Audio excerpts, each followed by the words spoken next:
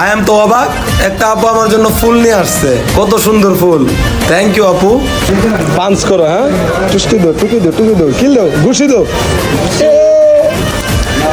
ধরো ধরো। মরিয়ম, মরিয়ম আমাদের অ্যালেক্স শুজে, তোমাকে ওয়েলকাম। আমি আগে দেখি, পরে আপনারা দেখবেন।